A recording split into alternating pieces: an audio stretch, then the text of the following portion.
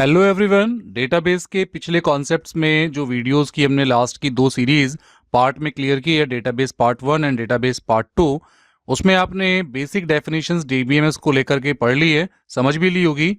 अब हम सीधे बात करते हैं माई सीक्वल के बारे में और एसक्यूएल के बारे में। माई सीक्वल वो एप्लीकेशन, वो सॉफ्टवेयर जिसे हम यूज करने वाले हैं।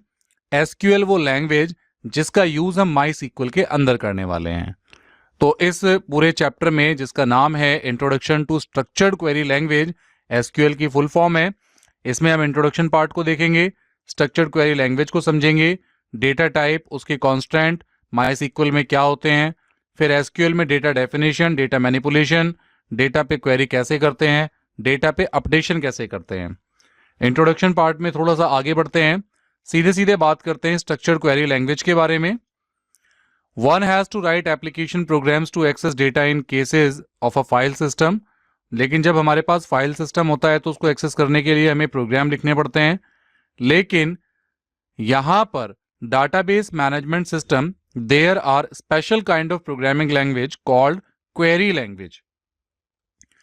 यहां पर डीबीएमएस में एक लैंग्वेज चलती है जिसे हम क्वेरी लैंग्वेज कहते हैं, that can be used access data from the database, जो हमारे डेटाबेस में से डेटा एक्सेस करने का काम करती है। और इस लैंग्वेज को हम कहते हैं the structured query language, SQL. SQL is the most popular query language used by major relational database management system such as MySQL, Oracle, SQL server etcetera. तो जो ये एसक्यूएल लैंग्वेज है, ये मैक्सिमम सभी एक अच्छे जो डीबीएमएस एप्लीकेशंस होते हैं उन पे काम करती है। एसक्यूएल को सीखना बहुत ही आसान है, इतना बिल्कुल भी टफ नहीं है। आपने 10th में अगर आईटी पढ़ी है तो स्पेशली आप इन सब चीज़ों के बारे में जानते ही हैं, तो ज़्यादा डीप में मैं नहीं जा रहा। बिल्कुल एक इंग्लिश लाइक लैंग्वेजेस है, केस सेंसिटिव लैंग्वेज नहीं है। अगर आप यहाँ पे स्मॉल में नेम लिखते हैं या कैपिटल में नेम लिखते हैं, दोनों का मतलब ये सेम समझता है। इसके अंदर डेटाबेस में अगर हम एसक्यूएल की बात करते हैं तो ये केवल डेटा को एक्सेस करने का ही काम नहीं करती, डेटा को क्रिएट करने का भी काम करती है। यानी आपका जो डेटाबेस है उसे डिफाइन करना, डिजाइन करना, उसमें ऑल्ट्रेशन करना, ये सारे काम भी हम एसक्यूएल की हेल्प से करते हैं। तो इस पूरे चैप्टर में हम एसक्यूएल के बारे में समझने वाले हैं।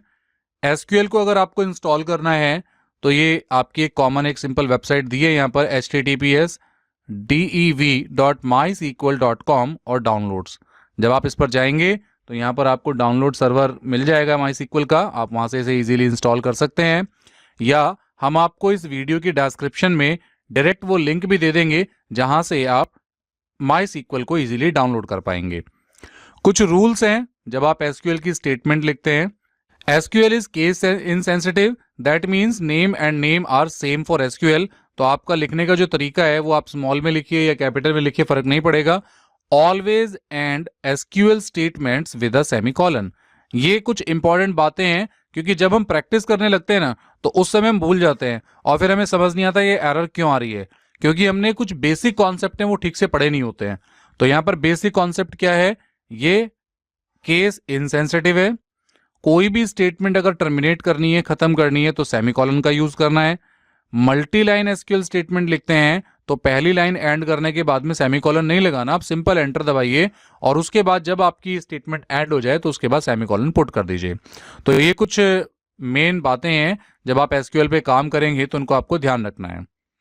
डेटा टाइप्स क्या होते हैं, कंस्ट्रेंट्स क्या होते हैं माईसीक्वल के अंदर, तो डेटा टाइप के बारे में बात करते हैं। कैर, वेर कैर। कैर एक कॉमन डेटा टाइप है जिसका काम होता है कैरेक्टर को एक्सेप्ट करना। 0 से लेके 255 तक के कैरेक्टर ये एक्सेप्ट करता है। कैर एक फिक्स लेंथ होती है। मान लीजिए आप इसे इस तरीके से डिफाइन कर रहे हैं, कैर 10। इसका मतलब ये है कि एक वेरिएबल बनेगा, आपके डेटा टाइप में एक फील्ड बनेगी जिसका डेटा टाइप आप बता रहे हैं कैर 10, यानी वो कैरेक्टर टाइप की होगी और उसमें 10 कैरेक्टर आने की जगह होगी। और अगर आप उसमें कोई 4 कैरेक्टर यूज करते हैं, जैसे मान लीजिए यहां दिया सिटी, अब सिटी के अंदर 4 कैरेक्टर हैं, तो माईसीक्वल क्या करेगा, जो बचे हुए 6 कैरेक्टर हैं वो उनको व्हाइट स्पेस से फिल कर देगा। यानी पूरे के पूरे जो 10 कैरेक्टर का जो स्पेस हमने बनाया है कैर 10, इसको वो पूरा का पूरा ऑक्यूपाई करेगा, मेमोरी में कोई भी जगह फ्री नहीं रखेगा। ये है कैर डेटा टाइप। ऐसे ही दूसरा डेटा टाइप है varchar. varchar data type, इसकी जो लेंथ है वो 0 से शुरू होती है, 65,535 इस डिजिट तक ये वैल्यू एक्सेप्ट करने के लिए तैयार है कैरेक्टर टाइप की। लेकिन कैर और वैरकैर दोनों ही कैरेक्टर वैल्यू एक्सेप्ट करते हैं, जबकि कैर फिक्स्ड लेंथ वेरिएबल है और वैरकैर वेरिएबल लेंथ डेटा टाइप है। अब इसका वेरिएबल लेंथ और फिक्स लेंथ से क्या मतलब है? मान लीजिए सेम एग्जांपल लेते हैं कि अगर आपने वैरकैर 10 लिया और वैरकैर 10 लेके आपने सिटी ही एक कैरेक्टर लिया, उसमें भी 4 कैरेक्टर है। अब जो 6 कैरेक्टर रिमेन रह जाएंगे तो कैर के अंदर तो वो उनको व्हाइट स्पेस से फिल करेगा, 10 कैरेक्टर कंप्लीट होंगे अगर आपने कैर लिया। बट अगर आप वैरकैर यूज करते हैं तो वो 4 कैरेक्टर ही यूज करेगा, बाकी के 6 कैरेक्टर जो होंगे वो मेमोरी में फ्री कर देगा। इट मीन्स वैरकैर जितनी रिक्वायरमेंट है, जितना आप डेटा डाल रहे हैं उतना ही डेटा एक्सेप्ट करेगा, बाकी डेटा को अगर आपने ऑक्यूपाई किया भी है तो उसको वो मेमोरी के लिए फ्री कर देगा। इसलिए यहां पर लिखा है कि अगर एक और एग्जांपल दिया कि अगर वैरकैर 30 लिया और यहां पर आपने 30 कैरेक्टर का डेटा स्टोर कर सकते हैं, बट आपको जरूरत बहुत कम की है, केवल 4 कैरेक्टर ही स्टोर करने हैं, तो बाकी को वो मेमोरी के लिए फ्री कर देगा। तो इसीलिए इसको वेरिएबल लेंथ डेटा टाइप और उसको फिक्स लेंथ डेटा टाइप हम कैर को कहते हैं। तो ये कई बार क्वेश्चन भी पूछा जाता है कि कैर और वैरकैर में डिफाइन डिफरेंस बताइए, तो ये आप इजीली बता सकते हैं। उसके बाद इंट, इंट का मतलब है इंटीजर वैल्यू। ये 4 बाइट का स्पेस आपकी मेमोरी में ऑक्यूपाई करता है, माइनस ये जो आपको पूरी डिजिट वैल्यू दी है और प्लस वैल्यू तक ये यहां पर काम करता है। इतनी वैल्यूज को ये एक्सेप्ट कर सकता है। इससे ज्यादा वैल्यूज अगर आपको चाहिए तो फिर आप बिग इंट नाम का डेटा टाइप यूज कर सकते हैं जो 8 बाइट का डेटा ऑक्यूपाई करता है। ऐसे ही अगर आपको डेसिमल वैल्यूज होल्ड करानी है तो आप फ्लोट टाइप का डेटा टाइप यूज करेंगे जो कि 4 बाइट का स्पेस ऑक्यूपाई करता है। डेट, डेट टाइप का भी डेटा टाइप होता है। यहां डेट में कुछ खास बातें ध्यान रखने की जरूरत है, ये आपने पहले भी पढ़ी होंगी।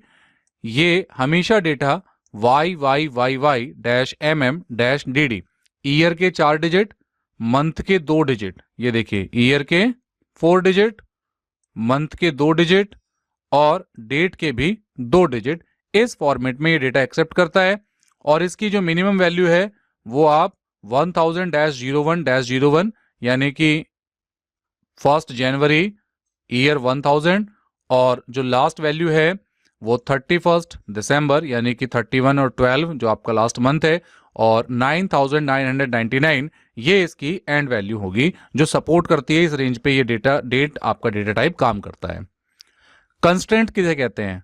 ऊपर हमने डेटा टाइप बताए, लेकिन डेटा टाइप के अकॉर्डिंग भी वैल्यू सही डले, आपकी जो भी आप वैल्यू को एक्सेप्ट कराना चाहते हैं उसमें गलती ना हो, तो उसे होल्ड करने के लिए हम कंस्ट्रेंट का यूज करते हैं।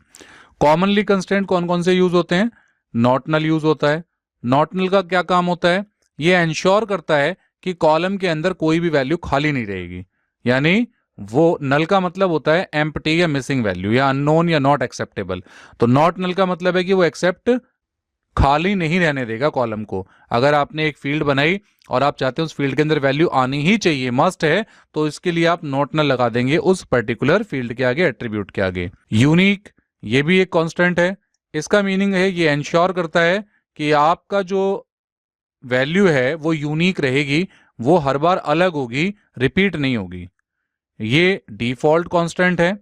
कई बार आप किसी भी डेटा टाइप के अंदर कोई वैल्यू नहीं डालते हैं, और जब कोई वैल्यू नहीं डालते हैं तो आप पहले से फिक्स करना चाहते हैं कि अगर यहाँ पर कुछ भी नहीं डालना हो तो ये लिखा आ जाए, तो ऐसे में आप डिफॉल्ट कांस्टेंट का यूज करते हैं।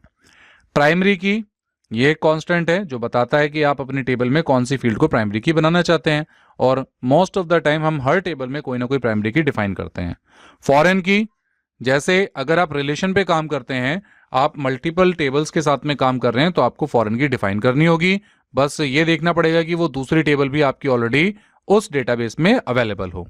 इस वीडियो सेशन में हम इसको यहीं पर ओवर करेंगे, क्योंकि आने वाले जो सेशंस की वीडियो आप देखेंगे उसे हम सीधे MySQL पर प्रैक्टिस करेंगे, और इस बुक का भी हम थोड़ा सा रेफरेंस लेंगे, और बाकी हम देखेंगे कि प्रैक्टिकली हम किस तरीके से जो ये हमने डेटा टाइप सीखे हैं, जिन हम डेटा कांस्टेंट की बात कर रहे हैं, डीबीएमएस में जिन भी फील्ड्स के बारे में हमने बात की है, उनको हम किस तरीके से यूज करने वाले हैं। उसके साथ साथ कुछ छोटी छोटी बातें और हल्की सी आपको बता देता हूं। हम एसक्यूएल को 2 तरीके की लैंग्वेजेस में डिफाइन करते हैं कमांड्स में। एक होती है डेटा डेफिनेशन और एक होती है डेटा मैनिपुलेशन। डेटा डेफिनेशन का क्या मतलब होता है? SQL provide command for defining the relation schema, यानी कि जब आप टेबल को डिफाइन करते हैं, मॉडिफाई करते हैं, डिलीट करते हैं, ऐसी सभी कमांड्स जो होती हैं वो डेटा डेफिनेशन का पार्ट बनती हैं, जो आपके डेटाबेस, आपकी टेबल के स्ट्रक्चर पर काम करती हैं। और जो कमांड्स आपकी टेबल के डेटा पर काम करती हैं उनको हम डेटा मैनिपुलेशन कहते हैं। तो पहले हम डेटा डेफिनेशन सीखेंगे, फिर हम डेटा मैनिपुलेशन सीखेंगे। तो जल्दी मिलते हैं आपसे नेक्स्ट वीडियो में, और उसमें हम बात करेंगे डीडीएल और डीएमएल। यही है सारा खेल।